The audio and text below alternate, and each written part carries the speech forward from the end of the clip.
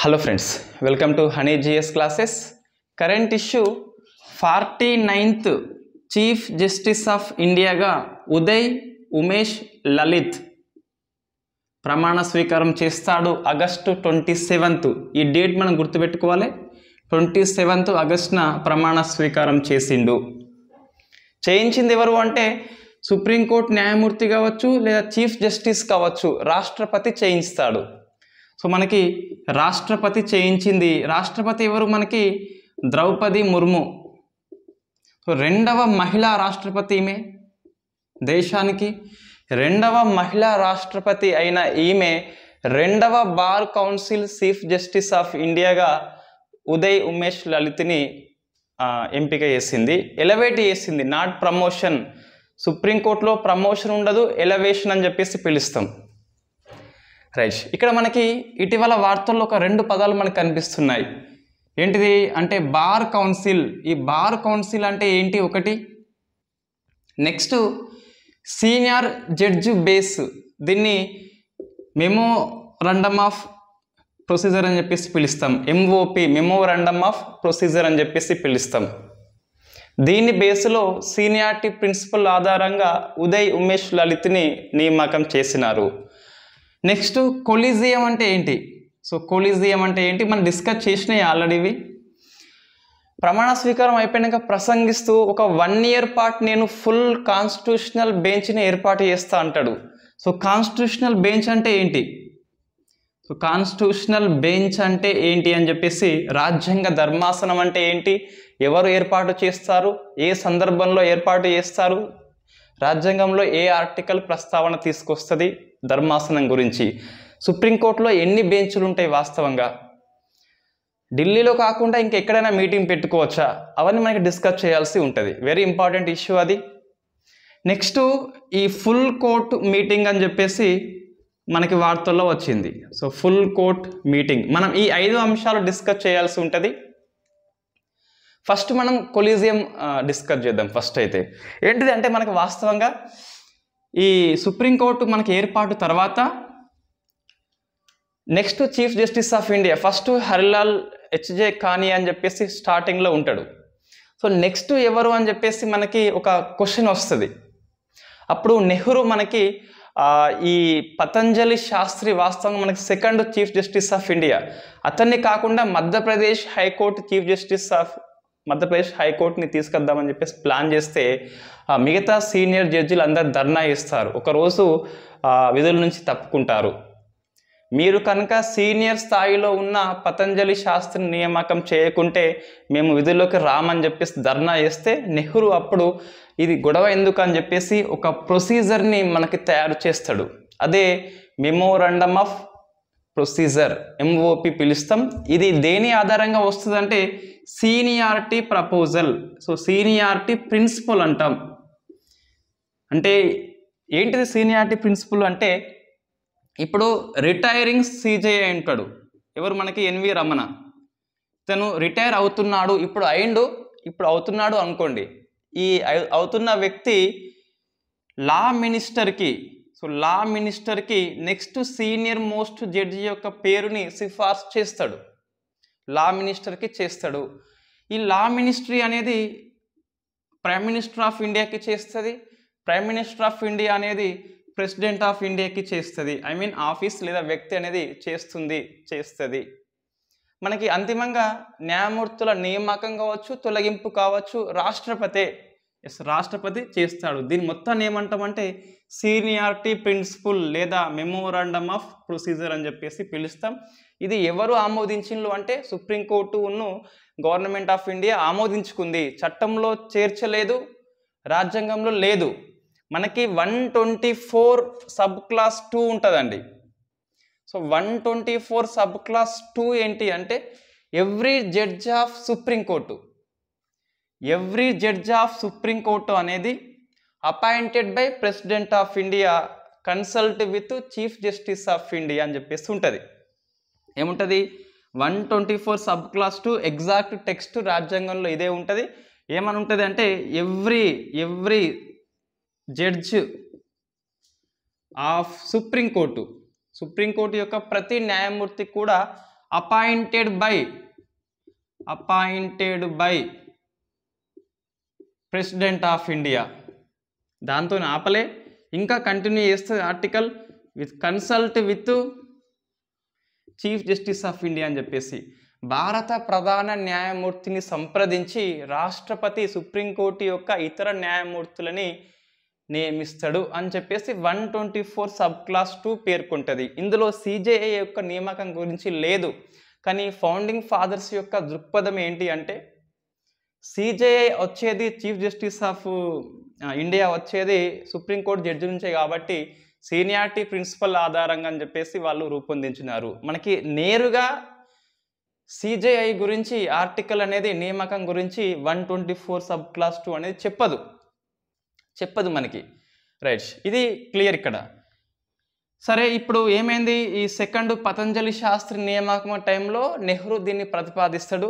Yes, దీన్ని మనం follow అవుతున్నాము. బట్ ఫస్ట్ ఉల్లంఘించింది ఎవరు అంటే ఇందిరాగాంధీ కాదండి, మనకి ఫస్ట్ ఉల్లంఘించింది నెహ్రూయే. నెహ్రూ 1963లో 61 మేబీ 61 టైంలో ఏమవుతుంది అంటే ఇన్ఫ్యాక్ట్ ఇక్కడ ఒక ఇమామ్ అని చెప్పేసి సీనియారిటీ ఉంటాడు. ఇమామ్ సీనియర్ మోస్ట్ జడ్జ్, ఈయన సిజేఐ కావాల్సి ఉండే. సో ఇమామ్ని కాకుండా మనకి గజేంద్ర గడ్కర్, సో గజేంద్రని నియామకం చేస్తుంది నెహ్రూ ప్రభుత్వం అనేది. ఇది తొలి ఉల్లంఘన. వాస్తవం ఉల్లంఘన మీద పెద్దగా ఎవరికి ఫిర్యాదు లేదు. ఎస్, ఉల్లంఘన సీనియారిటీ ప్రిన్సిపల్ని ఇది వైలేట్ చేసింది. బట్ అక్కడ పరిస్థితి చూస్తే గిట్ట ఇమామ్కి తీవ్రమైన మానసిక ఆరోగ్యం అనేది బాగుండదు కాబట్టి సో ఆ టైంలో ఈ ఇమామే ఈ గజేంద్ర పేరుని ప్రపోజ్ చేస్తే ఇన్ఫ్యాక్ట్ వెళ్ళిపోతాడు అతనిగా. ఏంటిది, ఇది ఫస్ట్ టైం ఇది. సో నెహ్రూ ఫస్ట్ ఉల్లంఘన చేసిండు అంటే ప్రైమ్ మినిస్టర్ ఆఫ్ ఇండియా ఉన్నప్పుడు. ఇది కాంట్రవర్సీ ఇష్యూ ఎందుకు కాదంటే ఇది అందరికీ సమ్మతమైంది, అయినప్పటికీ ఉల్లంఘన. నెక్స్ట్ మనకి 1973లో ఈ ఏప్రిల్ 24న ఫేమస్ కేసు ఉంటుంది. నేను కేసు జోలికి వెళ్ళను. ఆ కేసు చెప్పాలి అంటే ఒక 2 అవర్స్ క్లాస్ పడుతుంది. కేశవనంద భారతి క్లాస్ అని చెప్పేసి నువ్వు గ్రూప్ 1 మెయిన్స్ రాస్తే నువ్వు రాసే 15 క్వశ్చన్లలో ఒక 5-6 క్వశ్చన్స్కి అయితే కంపల్సరీ ఆ ఆన్సర్ పెట్టాల్సి ఉంటుంది. అంటే ఆన్సర్ రాయకుండా నువ్వు పాలిటీ క్వశ్చన్ పేపర్ని ఫుల్ చేయలేవు. ఫేమస్ కేసు ఏంటి అంటే కేశవనంద భారతి కేసు అని చెప్పేసి ఉంటుంది. ఇది వాస్తవంగా ఈ 13 ఆర్టికల్ వర్సెస్ 368 ఆర్టికల్. 368 ఆర్టికల్ ఏమంటుంది అంటే అటువైపు ఇందిరాగాంధీ ఉంటుంది, నేను రాజ్యాంగంలో ఏ భాగాన్నైనా సవరణ చేస్తా అని చెప్పేసి. ఇటువైపు సుప్రీంకోర్టు ఆర్టికల్ 13ను పట్టుకుంటుంది. ఆర్టికల్ 13 ఏంటి అంటే నువ్వు రాజ్యాంగంలో ఏ భాగాన్ని అయినా టచ్ చేయగాని ఆర్టికల్ 13ను టచ్ చేయకని చెప్పేసి చెప్తుంది. సో మొత్తం మనకి లొల్లి ఇక్కడ అవసరం లేదు. కానీ ఈ కేసులో 7:6, సో 13 మంది రాజ్యాంగ ధర్మాసనం అనేది తీర్పు చెప్తుంది. బేసిక్ స్ట్రక్చర్ డాక్ట్రైన్ను తొలిసారిగా ప్రతిపాదిస్తుంది కేశవనంద భారతి కేసులో. అందులో ఈ 7 ఎవరైతే ఉన్నారో గవర్నమెంట్కి అపోజిట్గా అందులో 1, 2, 3 అని చెప్పేసి ఉంటారు. 4, 5, 6, 7 ఉంటారు. ఇటువైపు 1, 2, 3, 4, 5, 6 ఉంటారు కదా. సో అదే రోజు అప్పటి సిక్రీ అని చెప్పేసి మనకి బార్ కౌన్సిల్ నుంచి ఫస్ట్ సిజేఐ, సెకండ్ మన ఉమేష్ లలిత్. నేను డిస్కస్ చేద్దాం బార్ కౌన్సిల్ అంటే ఏంటి అని చెప్పేసి. ఒక చట్టబద్ధ సంస్థ అది. సరే, ఇటువైపు సిక్రీ ఉంటాడు, మిగతా వాళ్ళు కూడా ఉంటారు, అటువైపు వాళ్ళు ఉంటారు. ఇతను పదవి విరమణ అయిపోతుంది. నెక్స్ట్ డే మనకి సిజేఐ ఎవరు అని చెప్పేసి ప్రధానమంత్రి ప్రపోజ్ చేయాల్సి ఉంటుంది కదా. అప్పుడు ఈ 1, 2, 3 ముగ్గురిని వదిలిపెడుతుంది. 4th ప్లేస్లో ఉన్న ఏఎన్ రే అని చెప్పేసి ఏఎన్ రేని ప్రపోజ్ చేస్తే రాష్ట్రపతి ఆమోదిస్తాడు. ఒరే, సీనియారిటీ ప్రిన్సిపల్ అనేది మర్చిపోయింది గవర్నమెంట్ అనేది. ఇన్ఫ్యాక్ట్ చెప్పాలంటే ఈ ముగ్గురు ఎవరు అంటే గవర్నమెంట్కి అపోజిషన్లో తీర్పు చెప్పిండ్రు. ఈ 6గురిలో ఒక్కడే ఏఎన్ రే కాబట్టి అనుకూలంగా ఉన్నాడు అని చెప్పేసి నియామకం చేస్తుంది. ఇది బహిరంగంగా జరిగింది. 7గురు పేర్లు మనకి పేపర్లో వస్తుంది, ఎవరు వ్యతిరేకంగా తీర్పు చెప్పిండ్రో. 6గురు పేర్లు మనకి పేపర్లో వస్తుంది. అంటే ఎగ్జామ్ పేపర్లో కాదు, ఆ రోజు పేపర్లో వచ్చి ఉంటుంది. మనకి ఈజీగా తెలుస్తుంది కదా, అరే ధర్మాసనం తీర్పు చెప్పినప్పుడు వాళ్ళ పేర్లు పేపర్లో వస్తుంది. లేదా మనకి లైవ్ లా బెస్ట్ వెబ్సైట్ ఉన్నది, దాన్ని ఫాలో అయితే ఎవరు ఎవరు ఏం మాట్లాడిన్లు, వాళ్ళ తీర్పు ఏం రాసిండ్లు అని చెప్పేసి మొత్తం ఉంటుంది. ప్రతి ఒక్క జడ్జి తీర్పు రాస్తాడు, విడివిడిగా రాస్తారు. రైట్. అయోధ్య కేసులో మాత్రం తీర్పు ఎవరు రాసిందో ఎవరికి తెలియదు. మనకి ఉమేష్ లలిత్ కూడా కొద్దిగా లింకప్ అయి ఉన్న కేసు ఏంటి అంటే అయోధ్య కేసు. ఇతను ఆ కేసు నుంచి తప్పుకున్నాడు. ఎవరు? ఉమేష్ లలిత్ అని చెప్పేసి. ఆ 2G స్పెక్ట్రమ్ కేసు కూడా పక్కకు తప్పుకున్నాడు ఉమేష్ లలిత్ అని చెప్పేసి. మన ప్రశ్న వస్తే రావచ్చు, ఇటీవల CJIగా నియామకం పొందిన ఉమేష్ లలిత్ ఏ కేసు నుంచి తప్పుకున్నాడు అంటే 2G స్పెక్ట్రమ్ కేసు నుంచి అండ్ అయోధ్య కేసు నుంచి మధ్యలోనే తప్పుకున్నాడు. ధర్మాసనంలో కూర్చున్నాడు, కొద్దిగా వాదన విన్నాడు, సో బయటకు వెళ్ళిపోయాడు. ఎక్కడి నుంచి? ధర్మాసనం నుంచి బయటకు వెళ్ళిపోయాడు. దానికి రీజన్స్ మనం డిస్కస్ చేద్దాం. సో నెక్స్ట్ ఏంటంటే ఇక్కడ ఈ 4వ స్థానంలో AN రేని నియామకం చేసింది 73లో. ఇది ఫస్ట్ ఉల్లంఘన కాదు, సెకండ్ ఉల్లంఘన. మరి ఆన్సర్ వస్తే మనము ఇది దాదాపు క్వశ్చన్ ఇట్లా వచ్చింది అనుకోండి, సీనియారిటీ ప్రిన్సిపల్ని ఎన్నిసార్లు ఉల్లంఘన చేశారు? నేను 2 పెడుతున్నా, అందరు 2 అంటే 3 పెట్టు, నువ్వు కంపల్సరీ దీన్ని మనకి గూగుల్ సెర్చ్ చేస్తే 3 పేర్లు వస్తుంది, అప్పుడు నువ్వు మెయిల్ చేస్తే నీకు మార్క్ అయితే కలుస్తుంది. రైట్. మూడవది ఏంటి అంటే 1977లో ఈ ఇంటర్నల్ ఎమర్జెన్సీ విధించినప్పుడు ఫేమస్ కేసు ఉంటుంది, ADM జబల్పూర్ శివకాంత్ శుక్లా అని చెప్పేసి. మళ్ళీ కేసుని ప్రస్తావన చేయను, ఒక 10 minutes టైం తీసుకుంటే కాబట్టి అవసరం లేదు. ఆ కేసు సారాంశం ఏంటిదంటే 21వ ఆర్టికల్ని ఎమర్జెన్సీ విధించినప్పుడు కూడా రద్దు చేయొచ్చు, జీవించే హక్కు లేదు, నీకు ఏం లేదని చెప్పేసి తీర్పు చెప్తుంది.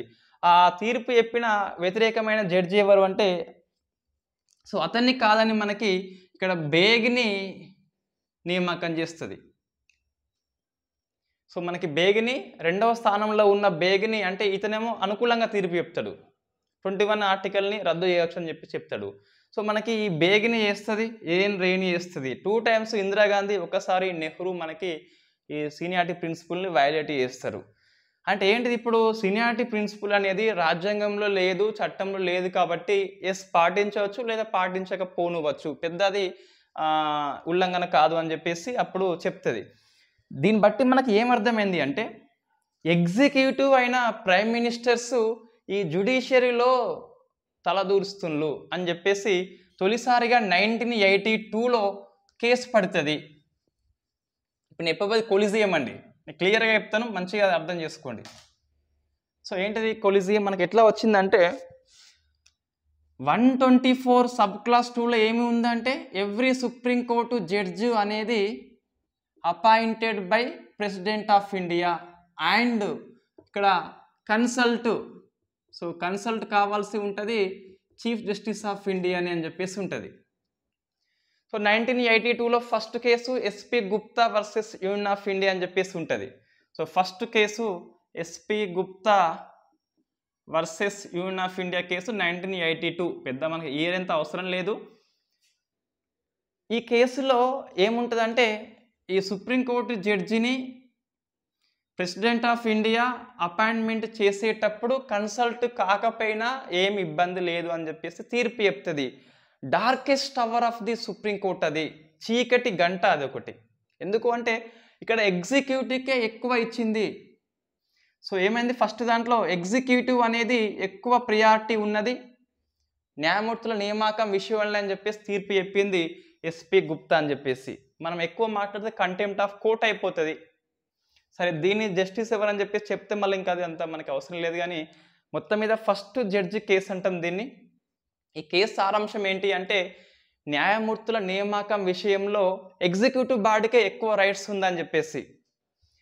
నెక్స్ట్ మనకి ఫేమస్ కేసు ఉంటుంది Supreme Court advocates on record association అని చెప్పేసి వర్సెస్ యూనియన్ ఆఫ్ ఇండియా అని చెప్పేసి ఉంటుంది. సో 1993 కేసు అండి ఇది. సుప్రీంకోర్ట్ అడ్వకేట్స్ ఆన్ రికార్డ్స్ అని చెప్పేసి వాళ్ళు ఆ బార్ కౌన్సిల్ ఉంటుంది, ఆ బార్ కౌన్సిల్లో పేరు నమోదు చేసుకుంటే దాన్ని అడ్వకేట్స్ రికార్డ్ అని చెప్పేసి పిలుస్తాం. సరే, వీళ్ళు ఒక లాజిక్ తీసుకొస్తారు.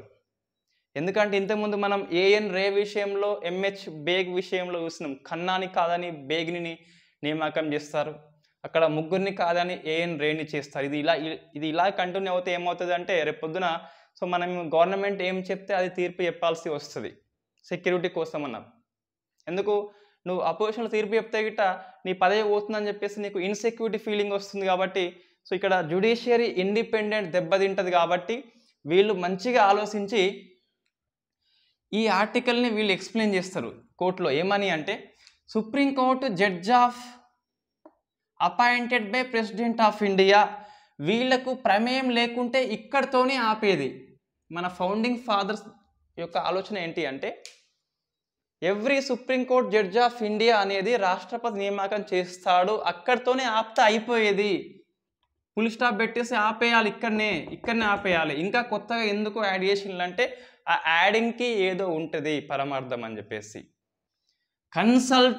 కన్సల్ట్ సిజేఐ అని చెప్పేసి ఉన్నది అంటే వాళ్ళు రాసింది మన గ్రేట్ మ్యాథమెటిక్స్ అంబేద్కర్ కాబట్టి ప్రతి పదానికి రాజ్యాంగంలో అర్థం ఉంటుంది కాబట్టి కన్సల్ట్ అనేది కంపల్సరీ కావచ్చు అని చెప్పేసి వాదిస్తుంది. అంటే ఎస్ ఇది తొలిసారిగా ఒప్పుకుంటుంది, ఈ కన్సల్ట్ కంపల్సరీ అని చెప్పేసి చెప్పుకుంటుంది. ఇక్కడే మనకి కొలీజియం అని చెప్పేసి కొత్త సిస్టమ్ వస్తుంది. సో మనకి 1993లో వచ్చింది కొలీజియం సిస్టమ్. ఎలా వచ్చింది అంటే సుప్రీంకోర్టు తీర్పు ద్వారా వచ్చింది. సుప్రీంకోర్టు తనని తాను బ్రతికించుకున్నది కొలీజియం సిస్టమ్ని ఎస్టాబ్లిష్మెంట్ చేసి. వీళ్ళ వాదన ఏంటి అంటే ప్రెసిడెంట్ ఆఫ్ ఇండియాతో ఫుల్ స్టాప్ పెట్టలేదు, కంటిన్యూ అవుతుంది. కన్సల్టేషన్ కమ్మంటుండు అంటే కావాలంటే కంపల్సరీ సమ్మతి అని చెప్పేసి ఇక్కడ కొలీజియం అని 1+2 అన్నది. ఒక chief justice of India, second ఇద్దరు సీనియర్ మోస్ట్, 1+2 అన్నది. ఇలా మనకి కొలీజియం అనేది వచ్చింది. అంటే ఇప్పుడు ఏంటి కన్సల్ట్ అనే పదమే మనకి గడబిడ అయిపోయి కొలీజియానికి దారి తీసింది.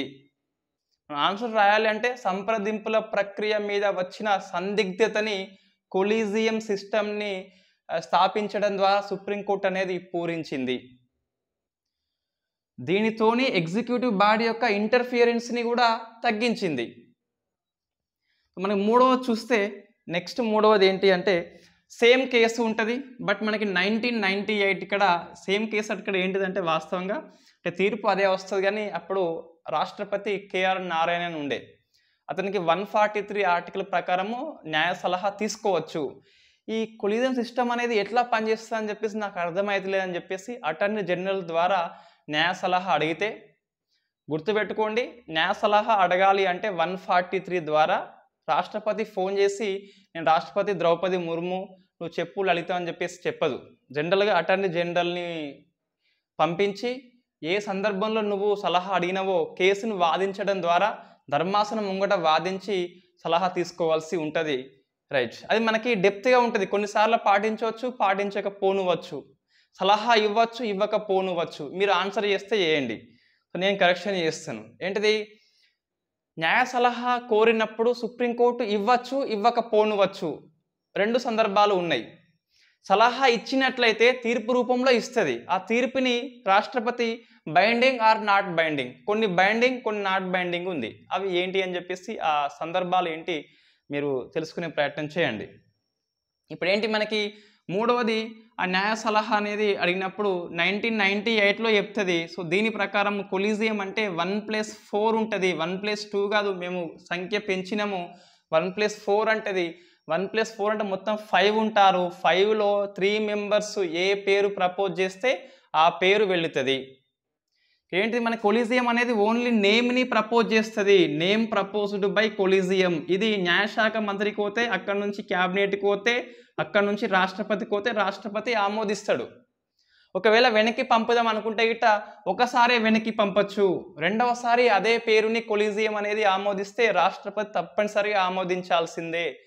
న్యాయమూర్తుల విషయంలో న్యాయమూర్తులకు ఎక్కువ రైట్స్ ఉన్న మాట వాస్తవం అయినప్పటికీ మనం 4 ఆప్షన్లలో గిట్ట కొలీజియం అనగా అందులో న్యాయమూర్తుల నియామకం చేస్తారు ఉంటే అది తప్పు. అది ఆ సిస్టమ్ అది కాదు. ఇక్కడ ఓన్లీ నేమ్ ప్రపోజ్ చేస్తుంది, appointed by president of India. High court కూడా appointed by president of India. వాళ్ళకు 1+2 ఉంటుంది కొలీజియం అనేది.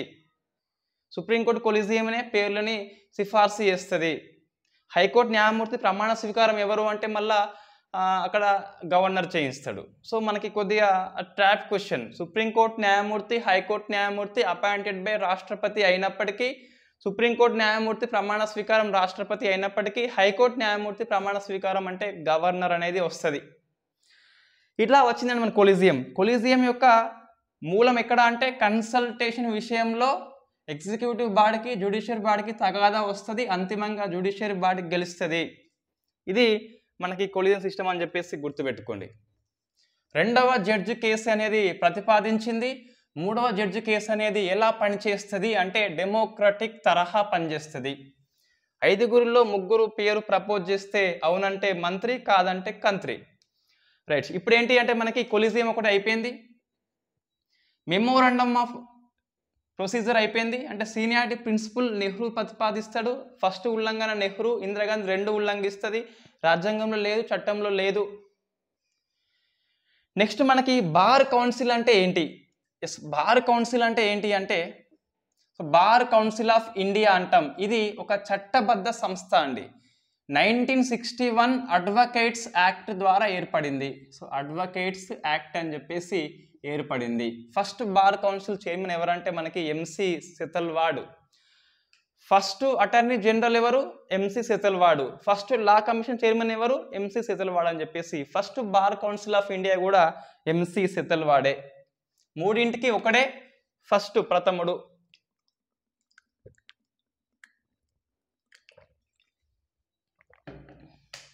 ఇదేం చేస్తుందంటే న్యాయవాదుల ప్రవర్తన నియమాలు రూపొందిస్తుంది, న్యాయ విద్యను ప్రోత్సహిస్తుంది. ఈ న్యాయ విద్య యొక్క కాలేజీలు ఉంటాయి, డిగ్రీస్, వాటికి పర్మిషన్ అనేది ఇస్తుంది.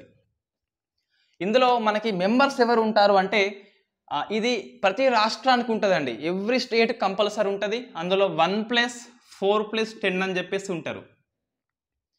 ఎవ్రీ స్టేట్కి ఉంటుంది. ఈ అన్ని స్టేట్స్లు కలిసి ఏర్పడ్డదే all India bar council of India అని చెప్పేసి. ఇదేం ఆల్ ఇండియా లెవెల్లో మన పేరు బీసీఏ ఉంటుంది. స్టేట్లో కూడా బార్ కౌన్సిలే ఉంటుంది. స్టేట్లో ఉన్న బార్ కౌన్సిల్కి 1+4+10 అంటాం. ఇండియాలో బీసీఐ అని చెప్పేసి ఉంటుంది. స్టేట్లో ఉన్న అన్ని కలిస్తే బీసీఐ ఏర్పడుతుంది. రైట్. ఇప్పుడు 1 ఎవరు అంటే మనకి అడ్వకేట్ జనరల్.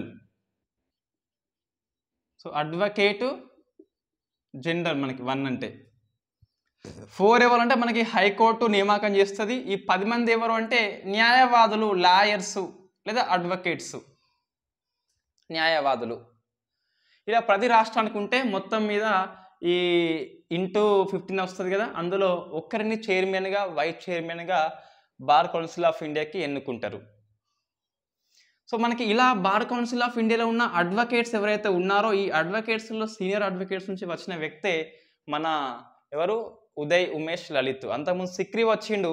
అసలు మనకి ఇంకొకటి మీరు కన్ఫ్యూజ్ కాకుండా, నేను కన్ఫ్యూజ్ కాకుండా ఎగ్జామ్లో చూస్తే సుప్రీంకోర్టుకి బార్ కౌన్సిల్ నుంచి వచ్చిన జడ్జి చూస్తే ఇతను 6వ వ్యక్తి. మొత్తం 6గురు వచ్చిండ్రు జడ్జెస్, కానీ సిజేఐ అయింది ఎంతమంది అంటే 2, సిక్రీ అండ్ ఉమేష్ లలిత్. 4 65 ఏళ్ళు వచ్చే టైం కల్లా సిజేఐ కాలేదు కాబట్టి విరమణ చేసి ఉంటారు న్యాయమూర్తిగా. ఏం చెప్తుందంటే సుప్రీంకోర్టు న్యాయమూర్తుల్లో బార్ కౌన్సిల్ నుంచి ఎంతమంది? 6గురు ఉన్నారు. ప్రధాన న్యాయమూర్తి అన్నప్పుడు 2 ఉన్నారు మనకి. సో రైట్, ఇది 1+4+10 అని చెప్పి ఎవ్రీ స్టేట్కి ఉంటుంది. దీనికి ఎక్స్ అఫిషియో సభ్యులుగా అటార్నీ జనరల్ ఉంటారు అండ్ సొలిసిటర్ జనరల్ అని చెప్పేసి 2 వీళ్ళు ఎక్స్ అఫిషియో మెంబర్స్గా హాజరవుతారు, ఉంటారు. ఇది bar council of India. It is a statutory body. 61 act ప్రకారం ఏర్పడింది. రైట్. నెక్స్ట్ ఏంటి అంటే కాన్స్టిట్యూషనల్ బెంచ్ అంటే ఏంటిది? సో కాన్స్టిట్యూషనల్ బెంచ్ అంటే ఏంటిదంటే మనకి ఇది రాజ్యాంగంలో ఆర్టికల్ ఉందండి. ఇష్టం వచ్చినట్టు అది ఏర్పాటు చేయరాదు. సిజేఐ ఏర్పాటు చేస్తాడు. So CJI roster of the master అంటాం. అంటే ఏ బెంచ్లో ఎవరు ఉండాలి అని చెప్పేది సిజేఐ. ఇతను 145 సబ్ క్లాస్ 3 ప్రకారము రాజ్యాంగ ధర్మాసనాన్ని ఏర్పాటు చేస్తాడు. రాజ్యాంగ ధర్మాసనం ఉండాలి. ఎప్పుడు ఉండాలి? ఒక 3 సందర్భాలు మనకు ఉన్నాయి. ఒకటి చూస్తే రాష్ట్రపతి న్యాయ సలహా కోరినప్పుడు 143 ఆర్టికల్ ప్రకారం చూస్తే అప్పుడు రాజ్యాంగ ధర్మాసనం ఏర్పడి 5+ మెంబర్స్ ఉంటారు. మనకు ప్రశ్న వచ్చింది ఇంతకుముందు, 5+ మెంబర్స్ కంపల్సరీ ఉండాలి. ఒక్కరే ఉంటే ఏకసభ్య ధర్మాసనం అంటాం, ఇద్దరు ఉంటే డివిజనల్ బెంచ్ అంటాం, డివిజన్ బెంచ్ అంటాం, ముగ్గురు ఉంటే త్రిసభ్యం అంటాం, 5గురి కంటే ఎక్కువ ఉంటే అది రాజ్యాంగ ధర్మాసనం అంటాం. సో మనకి ఎప్పుడు ఏర్పాటు చేస్తారు అంటే 3 సందర్భాలు ఉన్నాయి. ఒకటి 143 ఆర్టికల్ ప్రకారము రాష్ట్రపతి ప్రెసిడెంట్ ఆఫ్ ఇండియా న్యాయ సలహా కోరినప్పుడు ఏజీ ద్వారా సలహా కోరుతాడు. అంటే ఏంది, ఈయనకి ఒక విషయంలో చట్టాన్ని ఆమోదించే విషయంలో కావచ్చు, ఒక సందేహం వచ్చినప్పుడు అటర్నీ జనరల్ని కోర్టుకు పంపించి కోర్టులో వాదింపజేస్తాడు. నెక్స్ట్ సెకండ్ది మనకి రాజ్యాంగాన్ని వ్యాఖ్యానించే కేసులు ఉంటాయి కొన్ని. రాజ్యాంగానికి ఇంటర్ప్రిటేషన్ ఇవ్వాల్సిన అవసరం ఉంటుంది. అర్థ వివరణ విషయంలో అంతిమ అధికారం సుప్రీంకోర్టుదే, ఆ అధికారం కాన్స్టిట్యూషనల్ బెంచ్దే. ఏంటిది, రాజ్యాంగ వ్యాఖ్యాన విషయంలో అర్థం చెప్పే విషయంలో ధర్మాసనాన్ని ఏర్పాటు చేస్తాడు. ఇంకొకటి, ఒక కేసు విషయం చట్టమే, అది చట్టం అయినప్పటికీ పెద్ద విషయం దానిలో దాగి ఉన్నది, చట్టాన్ని ప్రశ్నించే అంశం దాగి ఉన్నది. ఇంకా చెప్పాలి అంటే ఈ డివిజనల్ బెంచ్ ఉన్ను త్రిసభ్య ధర్మాసనము, ఈ 2 బెంచీలు ఒకదానికొకటి విరుద్ధంగా తీర్పు ఇస్తే దాని వివరణ కోసము అంతిమంగా రాజ్యాంగ ధర్మాసనానికి నివేదిస్తారు. చట్టం యొక్క ఔన్నత్యం చెప్పేందుకు, లేదా 2 సభ్యులది 3 సభ్యులది వేరే వేరే చెప్తే అప్పుడు 5గురు సభ్యులు ప్లస్ ఏర్పాటు చేస్తారు. ఈ బేసి సంఖ్య ఎందుకంటే మెజారిటీ ప్రకారము. ఇప్పుడు 4 ఉంటే గిట్ట ఇద్దరు తీర్పు చెప్తే ఆ కేసు ఎటు కాకుండా పోతుంది. మళ్ళీ చెప్తున్నా, బెంచ్లో ఉన్న ప్రతి ఒక్కరు తీర్పు రాస్తారు. 3 ఉంటే 1, 2, 3 ఉంటే 1 చెప్తాడు, 2 చెప్తాడు, 3 చెప్తాడు. ఇద్దరు ఏది ఆమోదిస్తే అది నెగ్గుతుంది. మనకి సబ్జెక్ట్ బాగా రావాలంటే లైవ్ లా అని చెప్పేసి ఉంటుంది. ఆ లైవ్ లా వెబ్సైట్లో చూస్తే మనకి కేసెస్ ఉంటాయి. దాన్ని నొక్కితే ఆ 3గురిది వాదన ఏంటి అని చెప్పేసి తెలుస్తుంది మనకి. సో మనకు కొద్దిగా పాలిటీ అనేది ఇంకా ఎక్కువ అర్థమవుతుంది. ఇది మనకి రాజ్యాంగ ధర్మాసనము. ఇప్పుడు మన ఉమేష్ లలిత్ ఏమన్నాడు అంటే ఏడాది పాటు ఒక రాజ్యాంగ ధర్మాసనాన్ని అందుబాటులో ఉంచుతారు అన్ఫార్చునేట్లీ మన ఎన్వి రమణ పేపర్లలో చూస్తేనేమో ఇంకెక్కువ యాక్టివ్ ఉన్నాడు, కానీ మనకి ఏం పని చేసిండు అని చూస్తే గిట్ట కొద్దిగా అంటే పెద్ద కేసులు టచ్ చేయలేదు. 370 ఆర్టికల్ రద్దు అయితేనేమి, తర్వాత చూస్తే ఈ ఈబీసీ వాళ్ళకి 10% ఇచ్చిన ఉద్యోగ విద్య రిజర్వేషన్లు అనేది, ఇటువంటి కొన్ని కేసులు చూస్తే నేను క్లాస్ చేస్తా అతని మీద. ఇన్ఫ్యాక్ట్ మనకి టచ్ చేయలేదు, వాయిదా వేస్తూ పోయిండేమో, లేదా ఈ కరోనా కారణంగా అవకాశం రాలేదు మేబీ. సో మొత్తం మీద సెడిషన్ లా అయితే ఆపేసిండు, అదొకటి మనం బాగా గుర్తుపెట్టుకోవచ్చు. బినామీ చట్టాన్ని కొట్టిపడేసిండు, ఇటీవల మనం డిస్కస్ చేసినాం ఆల్రెడీ. సరే, మనం పనితీరు ఏంటి అని చెప్పేసి రివ్యూ చేయొచ్చు. కంటెంప్ట్ ఆఫ్ కోర్టు కిందికి రాదు. నీ రివ్యూ అనేది ఎలా ఉండాలి అంటే ప్రూఫ్ ఆధారంగా ఉండాలి.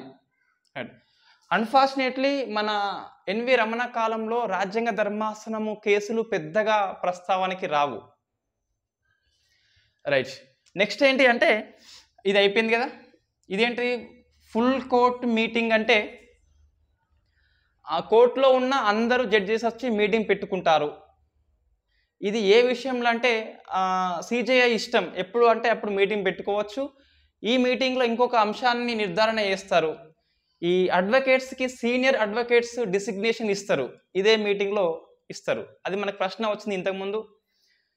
న్యాయవాదులకి సీనియర్ న్యాయవాది బార్ కౌన్సిల్లో సీనియర్ న్యాయవాది అని చెప్పేసి ఇదే మీటింగ్లో డెసిగ్నేషన్ అనేది ఇస్తారు. ఇంకొకటి మనకి 6వది టైమింగ్ అండి. సో మనకి వార్తల ప్రకారం అయితే 10:30 సుప్రీంకోర్టు స్టార్ట్ అవుతుందట. మన ఉమేష్ లలిత్ అనేది 9కే స్టార్ట్ కావాలని చెప్పేసి మామూలుగా ఓవరాల్గా చెప్పిండట. మనకి ఏం చెప్పలేదు, జీవో రాలేదు. సో 9 AM అని చెప్పేసి చెప్పిండు. అదొకటి, అంటే ఎక్కువ కాలం కోర్టులో ఉండాలని చెప్పేసి, కేసులు పెండింగ్ ఉన్నాయని చెప్పేసి ఇది ఒక మంచి నిర్ణయము. ఇతనికి రికార్డు ఉంది ఆల్రెడీ, ఒక రోజులో ఎక్కువ కాలం పనిచేసింది 15 గంటలు ఎవరు అంటే ఉమేష్ లలిత్. 15 గంటలు మనకి పనిచేసిండు. ఇది మనకి బ్రీఫ్గా బార్ కౌన్సిల్ అంటే ఏంటి, ఒక చట్టబద్ధ సంస్థ 61 చట్టం ప్రకారం ఏర్పడింది. నెక్స్ట్ ఈ రాజ్యాంగ ధర్మాసనం యొక్క బెంచ్ అనేది ఎక్కడ ఉంటుంది? ఢిల్లీలో ఉంటుంది. 130 ఆర్టికల్ ప్రకారం ప్రశ్న వచ్చింది ఇంతకుముందు నెంబర్ ఆఫ్ టైం. 130 ఆర్టికల్ ప్రకారం రాష్ట్రపతి అనుమతితోని సిజేఐ ఎక్కడైనా బెంచ్ని ఏర్పాటు చేయవచ్చు, ఎక్కడైనా బెంచ్ని ఏర్పాటు చేసుకోవచ్చు. ఇన్ఫాక్ట్ బెల్లంపల్లిలో కూడా బెంచ్ని ఏర్పాటు చేసుకోవచ్చు. బట్ 130 ఆర్టికల్ ప్రకారం రాష్ట్రపతి యొక్క అనుమతి తీసుకోవాల్సి ఉంటుంది. ఎంఓపి అంటే ఏంది? అది సీనియారిటీ ప్రిన్సిపల్. 3 టైమ్స్ ఉల్లంఘన అయిపోయింది. కొలీజియం అంటే సుప్రీంకోర్టు తీర్పు ద్వారా ఉద్భవించిన కొత్త సంస్థ. అది 145(3) ప్రకారము ఇది రాజ్యాంగ ధర్మాసనము. ఫుల్ కోర్ట్ మీటింగ్ అంటే అందరూ వచ్చి మీటింగ్లో హాజరు కావడము. దీంతోపాటు కొంతమంది ఎక్స్ట్రా సీనియర్ అడ్వకేట్స్ వస్తే రావచ్చు, పిలిస్తే గిట్ట వస్తే రావచ్చు. సో నెక్స్ట్ ఏంటి అంటే మనకు ప్రొఫైల్ ఏంటి? అసలు ఈ ఉమేష్ లలిత్ యొక్క ప్రొఫైల్ ఏంటి అంటే, పుట్టింది మహారాష్ట్రలో పుట్టిండు, పెరిగింది మహారాష్ట్ర లోపలనే, తాత న్యాయవాదే, తండ్రి న్యాయవాదే. సో మనకి వీళ్ళది న్యాయవాదుల ఫ్యామిలీ అని చెప్పి చెప్పొచ్చు. ఇతను బార్ కౌన్సిల్లో న్యాయవాదిగా ప్రాక్టీస్ చేస్తున్నాడు. సుప్రీంకోర్టుకి న్యాయమూర్తిగా ప్రమోషన్ వచ్చింది, ఇన్ఫ్యాక్ట్ ఎలవేట్ వచ్చింది. సో 6వ వ్యక్తి. తర్వాత మనకి సిజేఐ అయిండు, 74 డేస్ పనిచేస్తున్నాడు. 100 రోజుల కంటే తక్కువ వస్తే ఇతను 6వ వ్యక్తి. ఫస్ట్ ఇతను న్యాయవాదిగా రికార్డ్స్ ఏంటి అంటే, మనకి న్యాయవాదిగా ఫస్ట్ ఒకటి 2G స్పెక్ట్రమ్ కేసులో మనకి వాదించిండు. నెక్స్ట్ ఈ అయోధ్య కేసు ఉంటుంది కదా, సో అయోధ్య కేసులో అప్పటి సీఎం కళ్యాణ్ సింగ్ ఉండే, మనకి యూపీ సీఎం అని చెప్పేసి, ఆ కళ్యాణ్ సింగ్ కేసుని కూడా ఇతను మనకి వాదిస్తాడు. కళ్యాణ్ సింగ్ అని చెప్పేసి వాదిస్తాడు. నెక్స్ట్ ఇది లాయర్గా అంటే మామూలుగా అడ్వకేట్గా, న్యాయమూర్తిగా కూడా ఈ రెండింటి నుంచి తప్పుకున్నాడండి. ఎందుకు అంటే ఆ 2 కేసులు తను వాదించిండు కాబట్టి న్యాయమూర్తిగా ఉంటే కొద్దిగా మనకేమన్నా దాన్ని ఏమంటారు బయాస్ వస్తుందని చెప్పేసి పక్కకి తప్పుకున్నాడు. మనకి ఫేమస్ ట్రిపుల్ కేసు అనే తీర్పు చెప్పిండు. ఫేమస్ ట్రిపుల్ కేసు మనకి ట్రిపుల్ తలాకు అని చెప్పేసి ఉంటుందిగా, తీర్పు చెప్పిండు అది. ఇది కొద్దిగా బ్రీఫ్గా కొన్ని కేసెస్ మనకి. సో ఇది నేను పీడిఎఫ్ ఫైల్ ఇస్తా. రేపు మనం కరెంట్ అఫైర్స్ డిస్కస్ చేద్దాం 3 డేస్. నేను ఇవాళ పేపర్ చూడలే వాస్తవంగా, అందుకే చిన్న క్లాస్ అనేది చేసిన. Thank you very much.